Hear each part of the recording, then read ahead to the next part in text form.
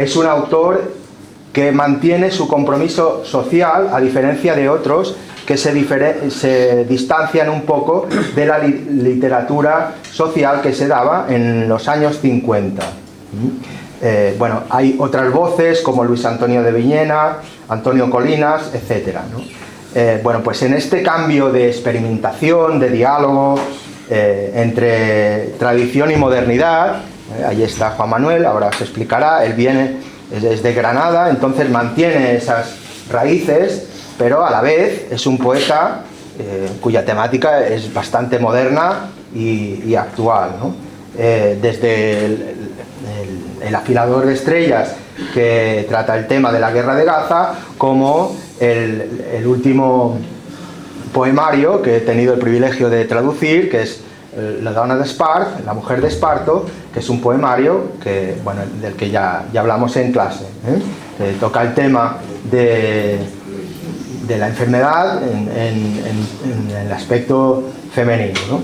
Entonces, nada, simplemente disfrutad de este paseo cultural que os va a ofrecer Juan Manuel y tenéis la oportunidad ahora de escucharlo de primera mano, de comprender su proceso creativo, que creo que eso es la clave para entender a todo escritor, y vosotros, si vais a serlo en el futuro, también tendréis que luchar por ello, y aprovechar también el mosaico cultural que nos ofrece no solo el poeta, sino toda la generación de los años 70 en España. Muchas gracias, Juan Manuel, por estar aquí, y sin más preámbulos damos la palabra a nuestro invitado. Bueno, me llamo Juan Manuel, como bien ha dicho Joan. Nací en un pueblecito de Granada hace 55 años, del cual hay mucha gente viviendo en estos pueblos de Pedro Martínez. No sé si hay alguien por aquí que su familia sea de por allí. Llevo en Mallorca viviendo muchísimos años, aunque siempre he mantenido, la tierra siempre ha sido parte de mi obra, la raíz de Granada. También tenemos raíces ya en Mallorca, puesto que mi mujer y yo ya tenemos nuestros hijos nacidos aquí. Empecé a escribir poesía siendo prácticamente un niño, con 9 o 10 años, es la edad en que muchos empiezan a escribir. No sé si alguien de vosotros escribe. ¿Escribe poesía alguno? La poesía hoy en día no tiene nada absolutamente que ver con la poesía que nuestros padres recuerdan, la poesía de Garcilaso, de Lopa, la gran poesía española hoy en día se mantiene, pero han cambiado muchas cosas. Si se lee un poema, para mucha gente es algo aburrido. Tenéis que pensar que todas las canciones que os gustan, toda la música que os gusta, todos los cantautores, lo que realmente nace en esas canciones son poemas. Nadie te puede decir no me gusta la poesía. Si no te gusta la poesía, no te gusta la música, porque la música en un tanto por ciento enorme nace de la poesía. Si yo leo este poema, lo veréis de forma diferente. Si lo veis como ahora lo vamos a mostrar, hará seguramente que os enamoréis de este poema. Vamos a empezar a ver un poema del Afilador de Estrellas, recitado por un catedrático de la Universidad de Alicante, es profesor de literatura, y para mí la persona que mejor recita, se llama José Luis Rico. Vamos a ver este vídeo. Pertenece al libro El Afilador de Estrellas. Leer un poema, verlo así, o también está en canción, cantado por unos cantautores. Si lo cantase, no lo vieseis así, os encantaría. A lo mejor yo os digo, voy a leer un poema y diríais, nos va a pegar la chapa. La poesía actual ha cambiado mucho al concepto que se tiene de poesía. Vamos a empezar un poco, me dijo Joan, a mí me encanta la generación de los novísimos, entre otras cosas, porque respetó la tradición, la cultura y el amor por la poesía. La respetó tanto hasta un punto que hubo muchísima gente que ya no podía leerla porque la forma tan culta en que llegó a escribirse y llegó a practicarse no era accesible nada más que a una élite muy pequeña. El contexto de la generación, ¿quién eran estos poetas? Bueno, eran poetas que en un principio rompieron totalmente con la poesía, se enamoraron del cine americano, del cine negro. Su máxima era la escultura griega, Venecia, la música, empezaron a introducir el soul, el jazz, cosas que en la poesía no habían entrado todavía muchísimo. Hay poetas catalanes buenísimos. Cataluña fue principalmente la cuna de esta poesía y ha llegado prácticamente hasta nuestros días, porque nunca ha terminado de romperse. Hubo una ruptura grande con la poesía del 50. No nos vamos a extender mucho en lo que es este concepto, luego vamos a ir a lo que es la poesía. Hubo un grupo que para mí fue fundamental, que fueron los poetas del 50, sobre todo Ángel González, con el que pude leer cuando yo tenía 19 años, ya todos fallecidos. Estos poetas optaron por un compromiso enorme con la sociedad, con ellos mismos, y se dieron cuenta de que la poesía había que acercarla de alguna manera, había que acercarla un poco más a la gente. Más tarde, ya generaciones que yo conozco y en las que he vivido de pleno, tenemos la poesía de la experiencia, entre ellos Luis García Montero, actualmente el director del Instituto Cervantes. La poesía de la experiencia rompió totalmente con los novísimos, rompió totalmente con la poesía culta y se dio en llamar lo que muchos poetas llamamos poesía de servilleta de bar. En cualquier sitio te escribían un poema y sobre cualquier cosa. No en muchas ocasiones sobre sí mismos, se ponían en la piel, sobre todo de clases trabajadoras obreras, lo cual yo he criticado mucho porque son poetas, la mayoría de ellos de familias muy ricas, que se acercaron a la poesía del pueblo. Utilizaron en cierto modo al pueblo para ellos llegar a unas posiciones políticas y sociales muy altas, lo cual yo les he criticado muchísimo. En contraposición a ellos está el grupo al que yo pertenezco, somos los poetas de la diferencia. Prácticamente casi ningún poeta de la diferencia quiere participar en premios literarios ni optar a subvenciones, porque al igual que está pasando con el cine y la poesía de la experiencia, las subvenciones terminan corrompiendo. La poesía de la diferencia, tenemos sobre todo poetas como Fernando de Villena, Antonio Enrique, son poetas que no les basta con la superficialidad, intenta rasgar un poco más y buscar dentro del alma. Más que utilizar el yo, como yo le decía antes a Joan, la mayoría de los poetas son súper narcisistas.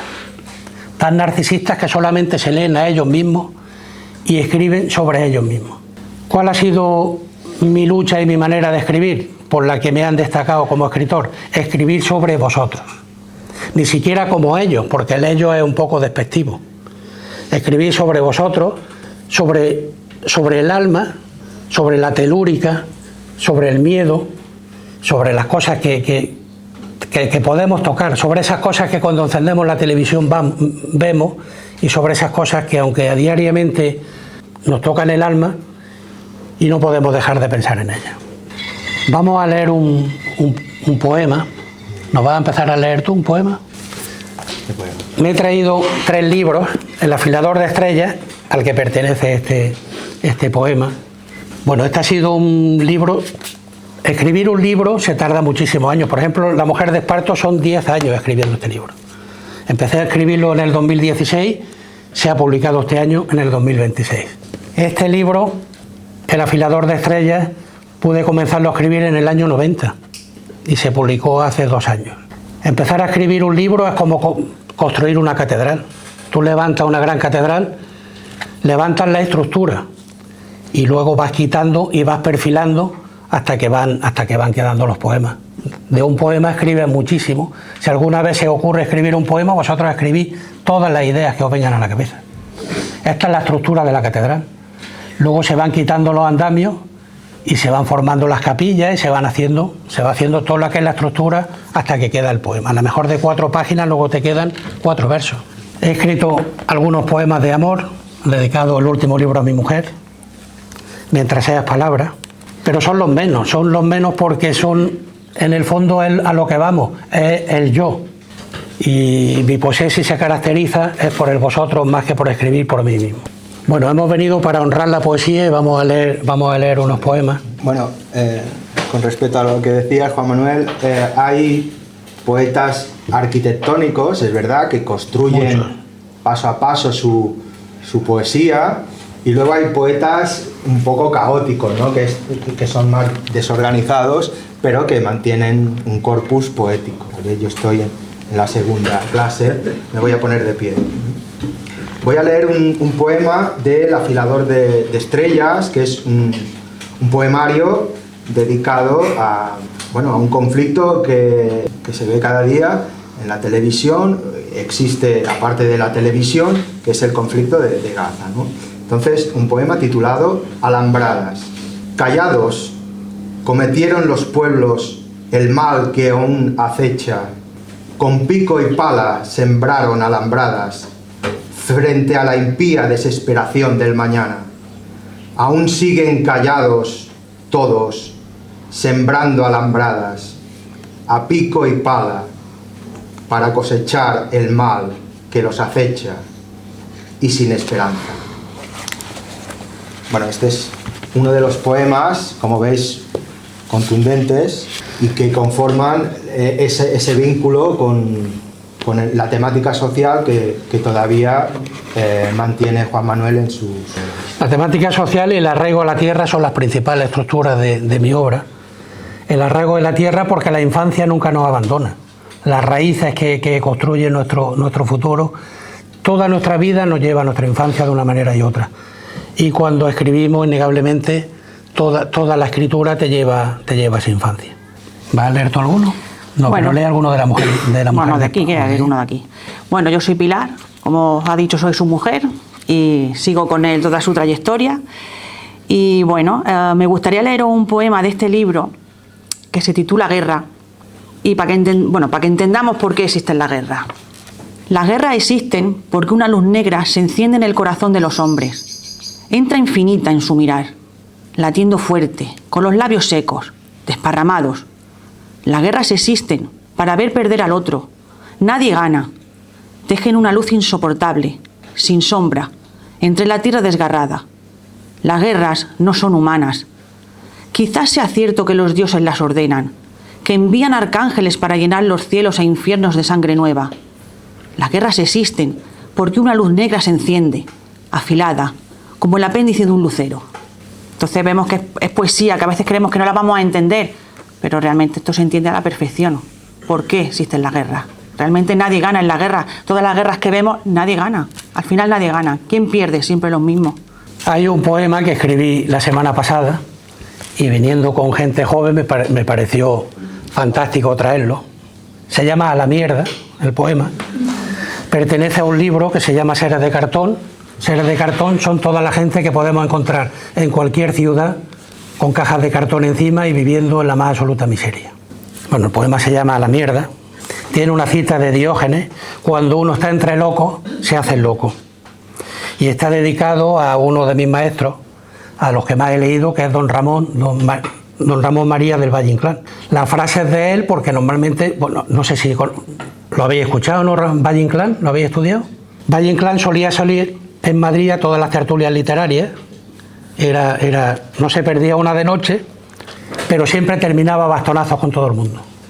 Cualquier cosa que le discutían se ponía a mandar a todo el mundo a la mierda y a dar bastonazos. Era súper famoso por esto. Por eso, como está dedicado a él, digo que es mejor título. A la mierda, el pulso de esta ciudad de mármol y estiércol. Esa geometría de ángulos rectos que apuñala al que descansa. Sobre el lecho de cartón y la lluvia amarga. A la mierda vuestro léxico de seda. Esas palabras que lavan la conciencia en tintorerías de lujo, mientras el hambre se vuelve una rata que roe las costillas. No habléis de dignidad quienes tenéis el estómago lleno, que vuestra caridad es un escupitajo envuelto en celofán, un gesto hueco para dormir tranquilo entre sábanas que huelen a olvido y desmemoria. Se os llena la boca de futuro, pero vuestro presente es una trituradora de sueños, que vomita billetes y ceniza. A la mierda la justicia que mide con balanzas, esa falsa de ley que solo reconoce el brillo del metal, el tintineo de las monedas que compran el derecho a asistir. ¿Quién redactó vuestros contratos de aire? ¿Quién os dio el mapa para sortear la miseria ajena, como si fuera una mancha de aceite en el asfalto? El sistema es un dios de silicio y alambre de espino, que mastica personas y excreta números. No pidas perdón porque tu perdón es un insulto. Es el bálsamo barato sobre una herida de siglos. Una venda sucia en la llaga de un mundo que no sabe cerrar las heridas. A la mierda vuestros protocolos, vuestros censos, vuestros registros, donde solo figuran los que tienen nombre propio, los que poseen llaves y ciertos apellidos. ¿Qué queda del humano cuando se quita la sombra? ¿Qué queda del brillo cuando solo hay pupilas dilatadas, escrutando los restos de un festín? Sois arquitectos de la nada, constructores de muros invisibles que separan el oxígeno, que dictaminan quién tiene derecho al aire y quién debe asfixiarse, en el rincón donde la luz no se atreve a preguntar. A la mierda la piedad de la fotografía, el acto de fe que necesita cámaras para existir, la performance de vuestro ego disfrazado de altruismo. ¿Os duele el mundo? Mentira. ¿Os duele el espejo donde vuestro reflejo se agrieta al ver el hombre caminar con paso firme y con vuestra cera? A la mierda el lenguaje, la síntesis, el orden, la arquitectura del verso que intenta explicar el horror, porque la miseria no tiene adjetivos que la vistan. Solo tienen garras que arañan el silencio de vuestra indiferencia. Mirad el asfalto, ahí está el rostro de la historia, la huella que no pudieron borrar con lejía ni promesa. A la mierda el sosiego de vuestro sofá, la paz de vuestra alma adormecidas por el consumo, la estructura entera de esta mentira vertical. A la mierda el peso del mundo sobre mi hombro, a la mierda la luz de las farolas que solo iluminan lo que les conviene. A la mierda todos, en fila con vuestras manos impecables. A la mierda el tiempo que se agota en una esfera infame. A la mierda todo.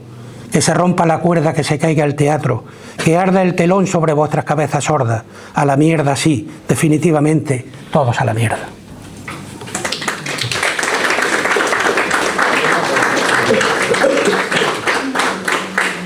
¿Os imaginabais que hoy en día se puede escribir poesía así? ¿Es muy diferente a la que estudiáis en clase o no? Sí. Pues esta es la poesía que se toca hoy en día y que se escribe y que se puede acercar. Muchos de vosotros se pueden hacer. Lo que pasa, claro, que la institución, en la cultura, este tipo de la poesía actual no llega a... Pero tenéis que saber que esta poesía existe, que es la poesía que se está escribiendo actualmente. Poesía muy, muy cercana y poesía... Hay jóvenes hoy en día de 19, 20 años que están escribiendo. El otro día estuvimos en un instituto en Granada, de 1.500 alumnos, se lo contaba Joan, y subió una chiquilla de 17, 18 años y leyó un poema que había escrito sobre un compañero que se suicidó. Bueno, fue increíble, increíble. Hay gente joven que está escribiendo hoy en día de una manera magistral. Ahora mi mujer os va a leer un poema de La mujer de Esparto. La mujer de Esparto fue una obra que nació a raíz de una amiga, una íntima amiga nuestra, que tuvo 3 cánceres. Primero le cortaron un pecho, luego otro, luego tuvo cáncer de colon. Se han hecho varias canciones de este libro, del Afilador de Estrellas también. Hay varios cantautores que han cantado canciones. El día 2 de mayo lo presentamos en Campermel y vienen unos músicos que van a cantar algunos poemas también. Y a raíz de esta compañera, ya fallecida, y de muchas compañeras nuestras del hospital que han tenido cáncer, yo trabajé también en la planta del cáncer, pues a raíz de ahí empezaron a estructurarse estos poemas, los cuales Joan magistralmente ha traducido al catalán en un libro precioso, y os vamos a leer uno de ellos. Bueno, primero quisiera leer uno que es muy cortito, que se titula El Esparto, que da nombre al libro, y para entender por qué se hace el símil del esparto con la mujer. El esparto seca su pena en el fino hilo que rasgan las sombras de las penas rotas. Nace de lo que no nace, renace, como tú, de la adversidad. Y ahora quiero leer otro que se llama Llegó el día, que este hace referencia a lo que vemos nosotros cada día, porque trabajamos en quirófano y demasiadas veces vemos a mujeres venir a operarse. Te levantas con las ojeras en los talones, temblorosa. Llegó el día y la hora. El alba te acoge. Todos en casa despiertos. Silencio. Un silencio distinto. Te vistes. Acomodas tu corto pelo en su sitio exacto. Te despides de todo en cada paso que das. Te despides de tu casa. Un nudo atraviesa tu garganta. 2 estrellas caen de tus ojos como lágrimas que alumbran la oscuridad que te abriga. Subes al coche. Silencio. Silencio roto. Silencio frío. De ese que te hiela el alma. Llegas al hospital. Lo caminas como quien salta las baldosas sin tocarlas, temiendo abrirlas y hundirte en ellas. Oyes tu nombre en el interior de la consulta. Cada letra es un golpe de forja. Entras, te tumban, estás triste. Una enfermera de la preanestesia te coge una vía para la medicación. En el quirófano número 3 te esperan. un enfermero instrumentista, una enfermera de anestesia, una enfermera circulante, un TCAE, 2 ginecólogas y un anestesista. Silencio profundo. El celador rompe el aire del pasillo contigo sobre la camilla. El pasillo es largo como la sombra de un ciprés. Vas a un lugar donde nunca pensaste ir, ajeno a tu vida. Máquinas que suenan. Frío. Frío en la piel, frío en el interior del cuerpo. Cierras los ojos y comienzas a rezar. Dios te salve María, llena eres de gracia. Te sientes pequeña, como un insecto en una tela de araña, desnuda. El anestesista te acaricia. Te pregunta si te gusta alguna canción en especial. Y tú, entre lágrimas, respondes aquellas pequeñas cosas de Serrat. Al escucharla, lloras, te conmueves. Pronto viajas al cosmos donde los sueros te llevan. Las ginecólogas te esperan. Comienza una batalla. Tu alma está hirviendo de vida, no quiere volar. Tu cuerpo cubierto por un campo de telas estériles. Cables, bisturís, sueros, sangre. Ahora Dios desciende sobre ti. Su mano te calma. Todo el firmamento está sereno, esperando el despertar de tu sonrisa. ¿Me va a tocar un poquillo? Bueno, como veis es un poema duro, entonces vamos a animarlo un poco para que la cosa... Vamos a poner musiquilla. Un poema que se titula El límite. Espera. Bueno, este poema lo traducí al catalán, entonces Juan Manuel me pidió que hiciera la canción y la voy a intentar traducir al vuelo, a ver cómo me sale. El límite, el límit. Limita la fi del principi.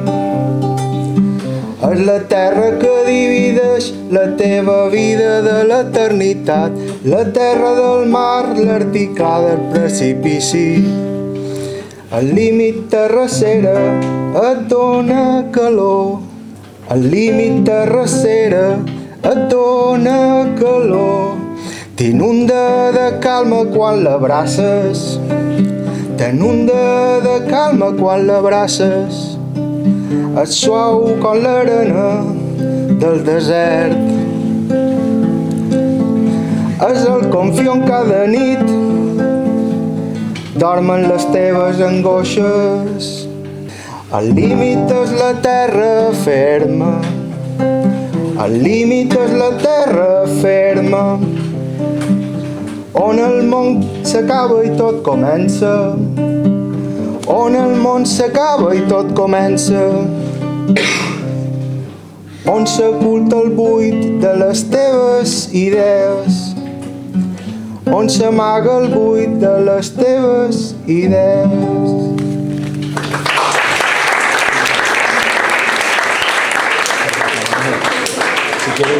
Tenéis una gran suerte de tener una persona como Joan en este instituto.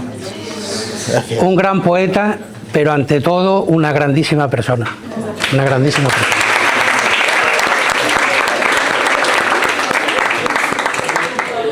Traducir este libro en un año y aguantarme un año ha sido difícil. Traducir, además, tengo que decir que el catalán para la poesía es un lenguaje precioso.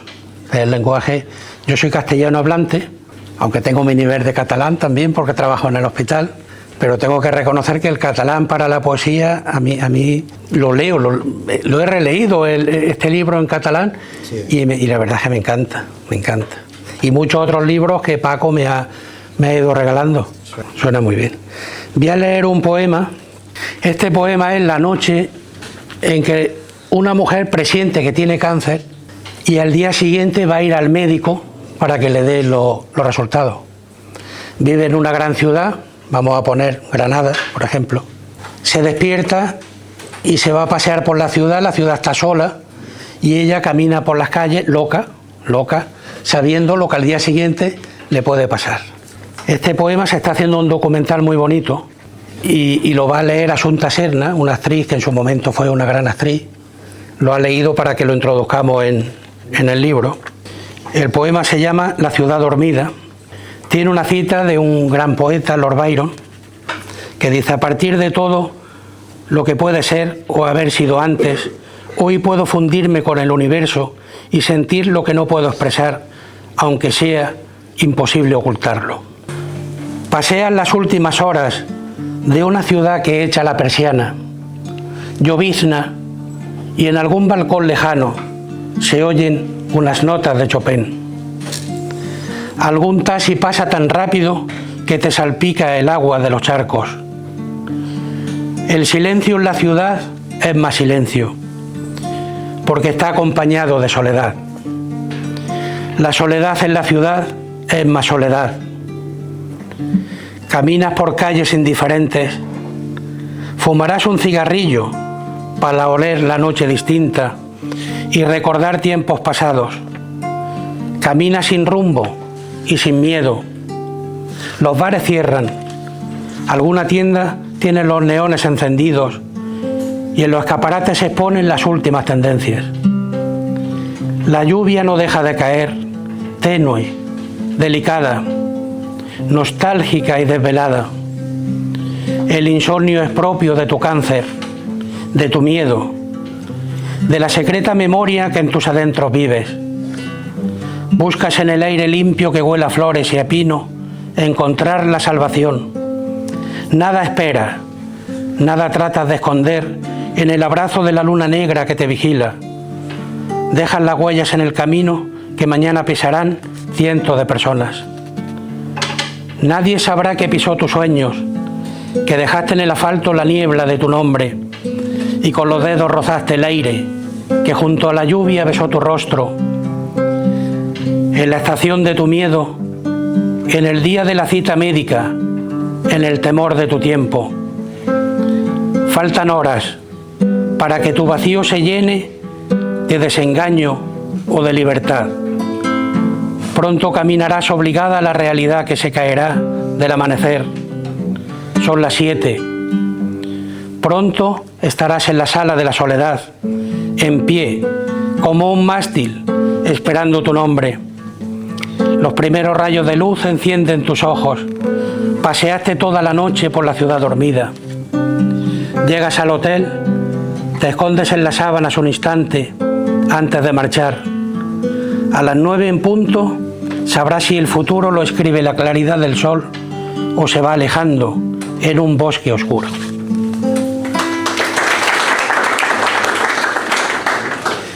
Este poema es duro porque es el que viven miles de mujeres cada día, miles de mujeres que la noche antes de ir al médico y presuponen que le van a decir que tienen un cáncer, pues o en su mente o en realidad salen a la calle y buscan ese consuelo que no existe consuelo. Bueno, yo no sé, señor Juan Manuel, tienen unas preguntas para hacerte. No sé si es pronto todavía. No, me podéis preguntar. Luego vamos a leer algún poemilla de Capó Petrae. Entonces, ¿tenéis alguna preguntilla? Sí. Venga.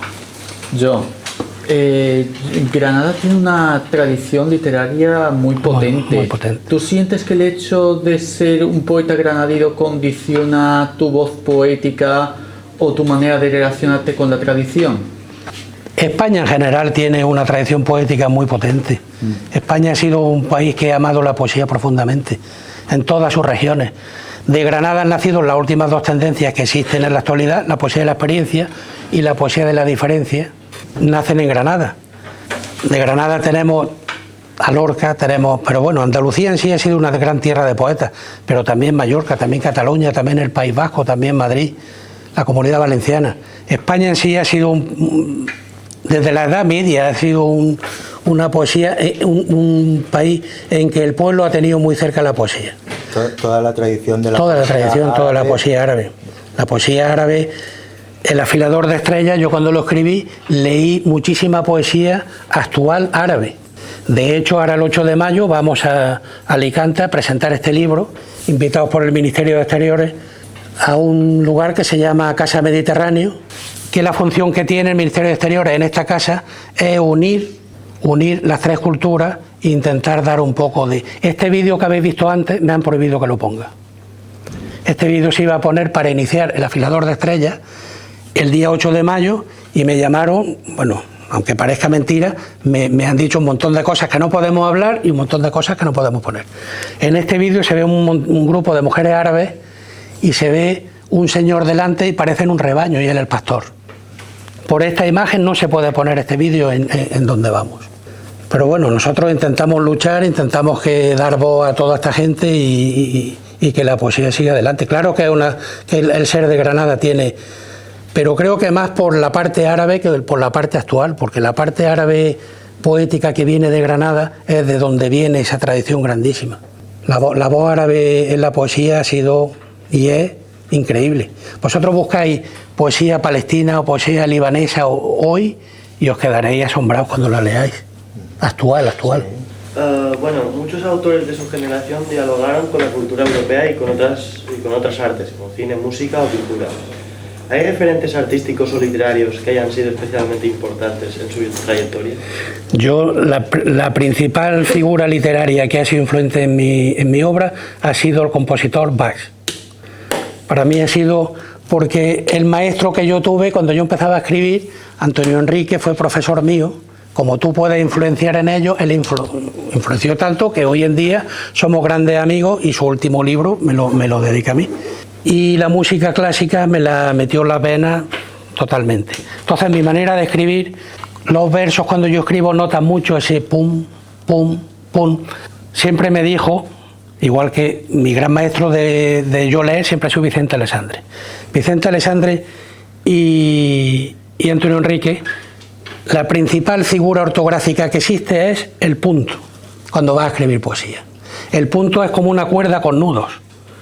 Cuando tú coges un nudo, está ese pum, pum, pum, que es el que te va llevando a que el verso tenga una musicalidad, que es lo que hace que hoy en día pueda llegar a gustar a gente como vosotros. Bach, su madre murió cuando él era muy joven, pero él siempre recordó cuando su madre andaba con un bastón. Y ese pum, pum, pum es el que lo llevó a escribir el Mesías. El Mesías se inspiró en ese bastón y en esos puntos, en esos contrapuntos que iba escuchando de un bastón. Ha sido una gran influencia, junto con Vicente Alessandre sobre todo, que me hubiese encantado haberlo conocido. Y luego mi primer libro se llama La nostalgia del blues, porque el blues y el jazz han influenciado mucho en mi manera de escribir. La música me encanta, por eso se nota mucha musicalidad. Hay mucha gente que dice, parece que este libro está escrito como un adagio. Ese dolor que vas leyendo, te suena una música detrás de los versos. Ahora cuando he leído son poemas totalmente musicales, por eso es muy fácil hacerle música a estos poemas. Poesía y música van muy relacionadas. Por allí había otra pregunta. ¿Cómo ves la relación entre la poesía de su generación y la poesía actual? La poesía actual, hay mucha gente que tiende solamente a las redes sociales, a escribir una ocurrencia, escribe una frasecilla, la mete y para ellos es un poema, no un poema es otra cosa.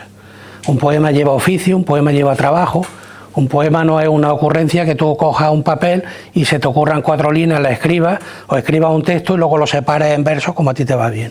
La poesía actual tiene que avanzar, tiene que tener su lugar, pero no puede olvidarse de la tradición de donde venimos, que venimos de uno de los países de la mayor tradición poética del mundo, de la que han bebido multitud de generaciones, hemos sido admirados poéticamente en muchísimos sitios. Ahora que dices admiración he sentido muchísima por los poetas malditos franceses, siempre me han encantado. Esto no lo he citado y para mí han sido fundamentales. ¿Y crees que hay continuidades claras o que las nuevas voces han roto con los planteamientos de los años 70? Ahora mismo no hay voces claras porque no hay generación. La generación de la experiencia todavía sigue, empezó en los años 80 y seguimos todavía hablando de ello. En la poesía de la diferencia, si hablamos de poesía nos vamos a ello. No hay nadie que haya tomado el relevo.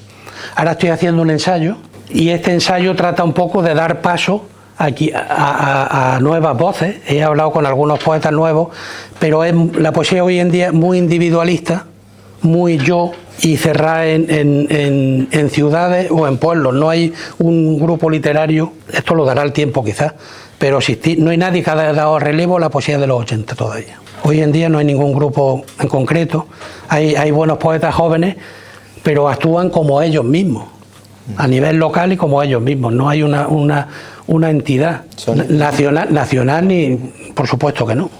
Puede haber una poesía mallorquina y local, también local, ni siquiera como isla. Es muy difícil, muy difícil. Son individualidades. Muchas individualidades. acordes al reflejo de nuestro tiempo también. Al reflejo de nuestro tiempo. Hay mucho individualismo, tal vez. Mucho individualismo. Las otras generaciones eran mucho más solidarias. Han sido más solidarias. Sí.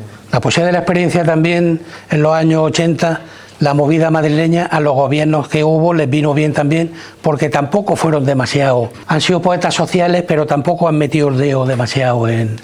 La generación del 50 sí. La generación del 50 fue una generación que luchó mismo. La del 80 se hizo dueño de ellos. Como somos íntimos amigos, somos lo mismo, no.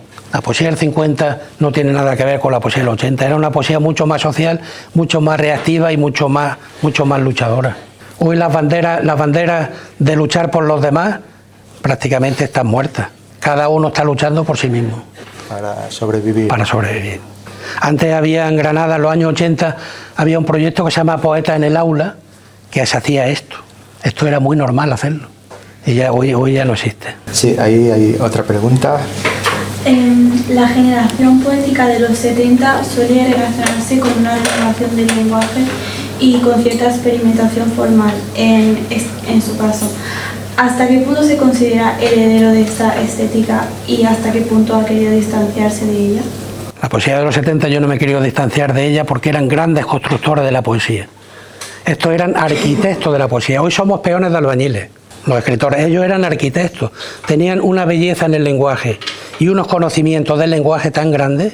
Claro, esos conocimientos y esa estética llegaban a muy poca gente. Este tipo de poesía era una élite. Estos eran verdaderos arquitectos. Ya me gustaría escribir como escribían ellos. Y en Ferrer, por ejemplo, bueno, todo se centró en una antología que fue la que les dio nombre y la que lo hizo grande. Pero hoy en día es muy difícil llegar a escribir como escribieron ellos. Y para acercarnos a públicos como vosotros y al público en general, escribir como ellos sería volver a cerrar la poesía otra vez en una estancia con la puerta cerrada. Llegó un momento que se asfixió y había que abrir las ventanas y puertas y darle otra voz a la poesía. También era porque eran poetas que tenían mucha formación muy culto, literaria. Muy culto. Y no es un poeta que lee un libro y ya se cree poeta. Era diferente. La poesía se escribe, la poesía viene de muchísimas lecturas. Muchísimas lecturas. El poeta tiene que, lo que hablamos antes, olvidarse de él mismo y leer a los demás. Y sobre todo leer a antiguas generaciones. Más que leer poemas actuales también, pero todo lo que viene de atrás no se puede olvidar. No se puede olvidar, tenemos que leerlo siempre. ¿Cómo crees que el contexto político y social de la transición española influye en tu manera de entender la poesía y en los temas que trata en tu obra? Muchísimo. Lo que pasa es que nos dividimos en dos grupos. Yo soy un poeta de izquierda siempre, porque tu manera de escribir, tu manera de pensar, no se puede... Hoy en día a la gente, a todo el mundo le da vergüenza decir de dónde es, pero bueno, la manera de escribir ya más o menos te relaciona. A mí hubo... El afilador de estrellas me lo devolvió un señor, dice, esto es para poetas comunistas, ¿sabes? Y me devolvió el libro, después de comprarlo. Pero esto no quiere decir que no se respeten las otras tendencias y las otras, que es lo que yo intento luchar. Que a mí me guste la poesía social, la poesía que habla de vosotros, no quiere decir que te diga a ti, eres un fascista, o eres esto o eres lo otro. Hay que escuchar a todo el mundo y hay que escuchar a todas las tendencias y todas las voces. No tenemos por qué ser un grupo de poetas y nada más, podemos ser 4 grupos diferentes y respetarnos todos.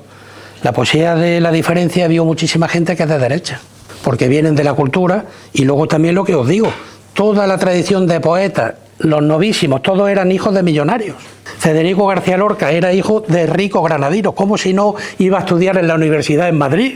En aquellos años, ¿quién podría irse a estudiar a Madrid? Javier Egea, un gran poeta amigo mío, este se suicidó, se pegó un tiro. Poesía de la experiencia. Este ha sido el poeta más grande de la experiencia, Javier Egea. Su familia era dueña de 6 o 7 farmacias en Granada. La mayoría de los poetas que han llegado a ser muy grandes, todos han sido hijos y han vacilado de ser poetas comunistas, poetas de izquierda, lo cual respeto. Yo a Luis García Montero se lo he dicho muchas veces, digo, está muy bien ser poeta de izquierda, pero también tienes que decir que eres hijo de la familia más rica de Granada.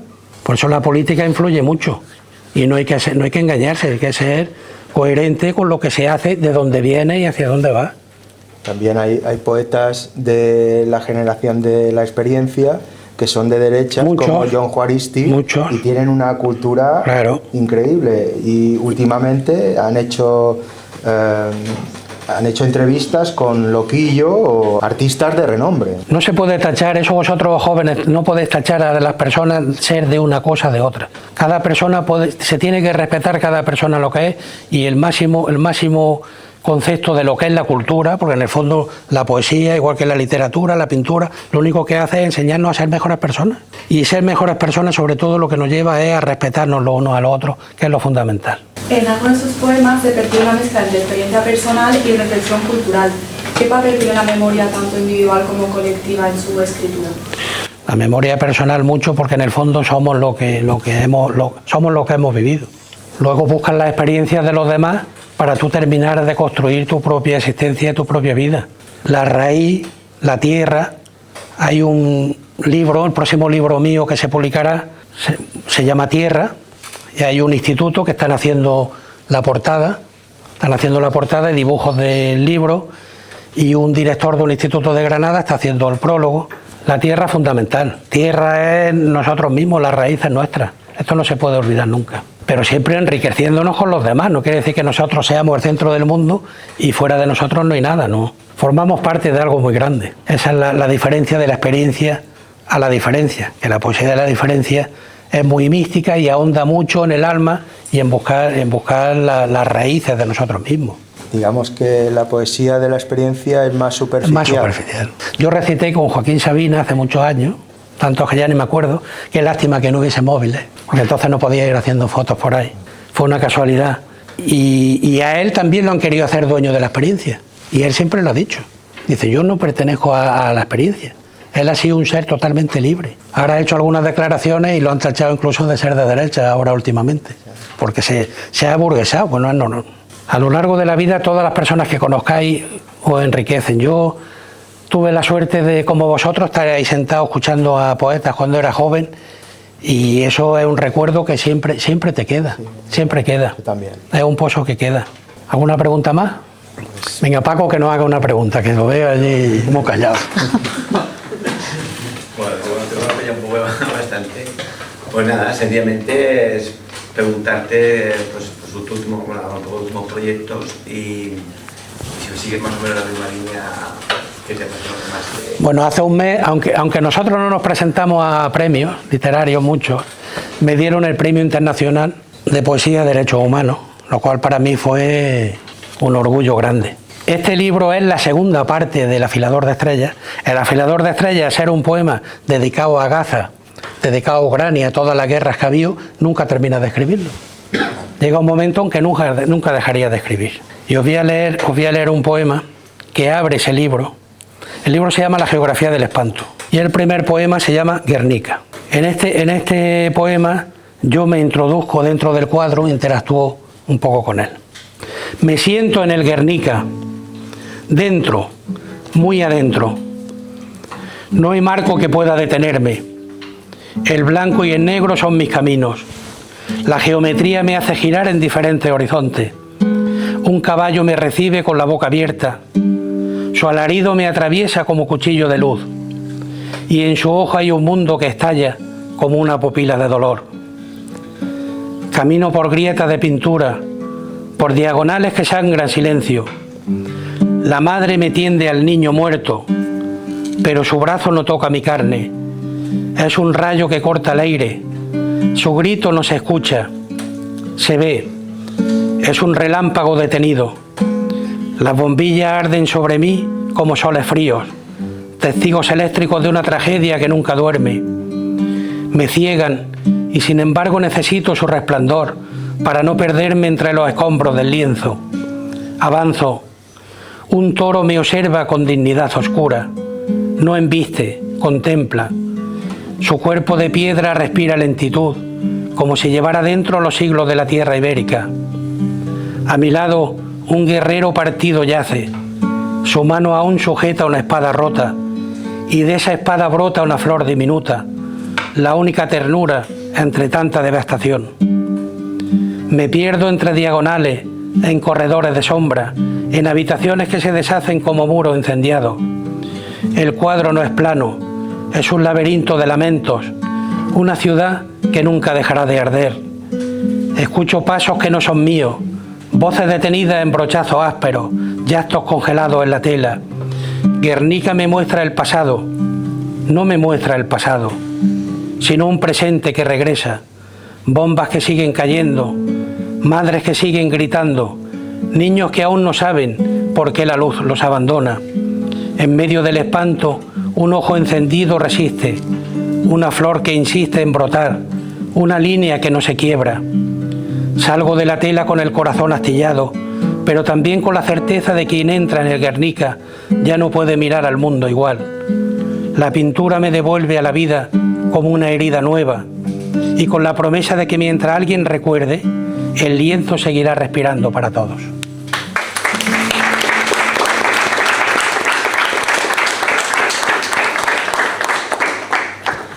Vamos a terminar. Sí. Vamos a leer un poema y luego vamos a poner otro vídeo. ¿Os estáis aburriendo o no?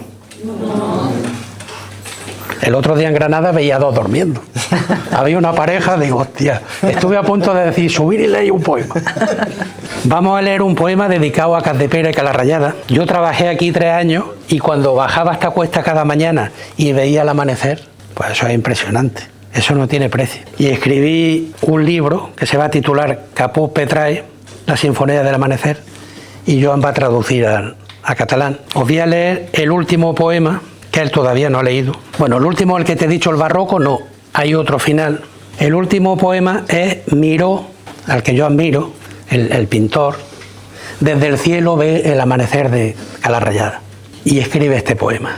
Se llama Miró pinta el alba de Caput Petrae desde el cielo. El sol emerge en un estallido vermellón. Desde el observatorio de nube y presagio, ve cómo la roca se despereza, dejando de ser sombra para volverse un trazo grueso, negro, rotundo. Un amuleto de piedra caliza que sujeta la isla al mapa de mi memoria. Toma un puñado de azul cobalto puro y dibuja la línea del horizonte con el pulso tembloroso. Es el Mare Nostrum, un espejo que refleja todos los naufragios. Sus dedos ahora de constelación y aire buscan el amarillo cadmio para encender el núcleo del astro, como una esfera perfecta, como un pulso de luz con tentáculos que tocan la frente de los nuevos hombres de bronce. Dibuja una constelación de 3 puntos sobre la atalaya del vigía, una para el miedo que se va, una para la soledad que llega y otra para el asombro. En mitad del caos, donde el verde esmeralda de los pinos se funde con el ocre de la tierra seca, traza una línea fina, curva, de carmín, una sutura de amor geográfico que une el castillo de arriba con las barcas de abajo.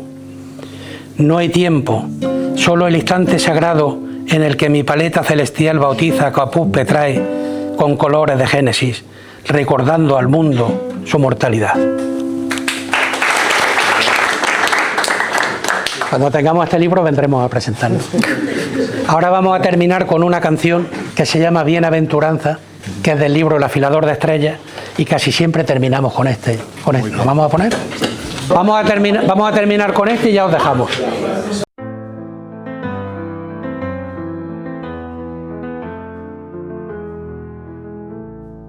Bienaventurados los que derramados en el suelo como trozos de carne yacen muertos, porque vuestro será el paraíso.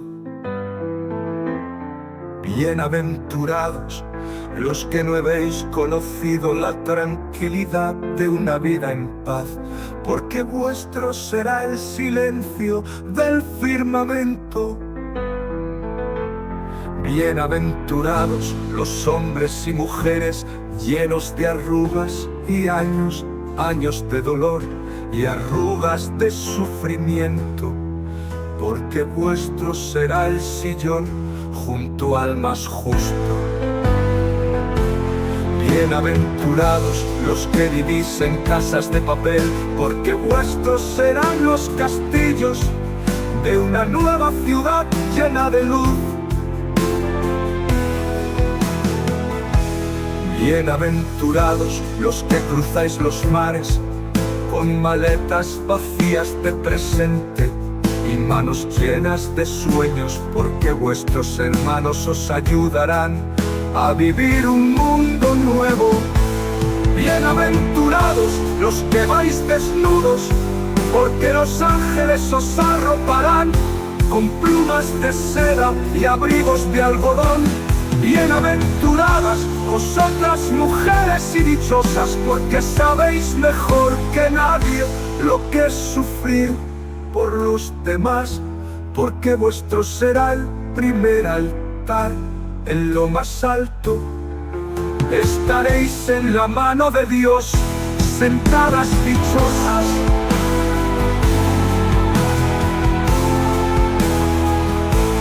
Bienaventurados los seres de luz, que ayudan a tanta gente que sufre, porque de ellos será la llave del cielo y el fuego que dé luz a este infierno.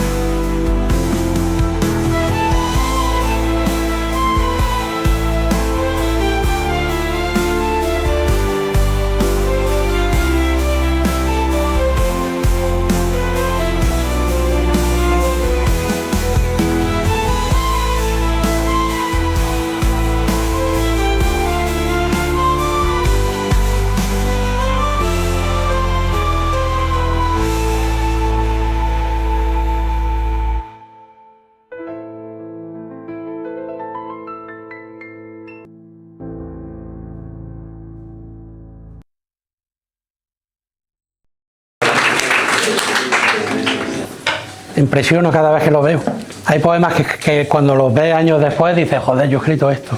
Bueno, para finalizar, dar las gracias sobre todo a Joan, al instituto, a los profesores y a vosotros por haberme escuchado y haberos acercado un poquito a la poesía. Si os gusta el libro El afilador de estrellas, os animo a que lo leáis, o La mujer de Esparto. Todas estas canciones las podéis encontrar en Juan Manuel 71, en minúscula seguido.